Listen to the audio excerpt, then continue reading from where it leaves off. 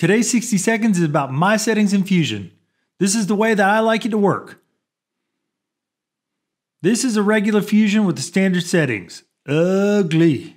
First thing to change would be those snap to grid settings. They're down here. I turn the grid off, I get rid of the snap to grid and the incremental move. They're not useful to me. The next one, I change the environment. I like the photo booth, it's clean and simple. Inside of my environment, I turn off all the effects except for ambient occlusions and anti-aliasing. Weaker computers can use even less. After this, I go to my camera and turn on the perspective with ortho faces. This is a great option which offers the best of both worlds. For general preferences, turn off versions on close and set Zeta up. Who let the architect in?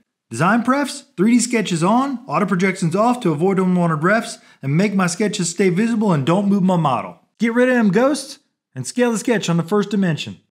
Turn on all the preview functionality and don't mess with anything else. Watch this video to find out why you should do all this stuff. Good luck.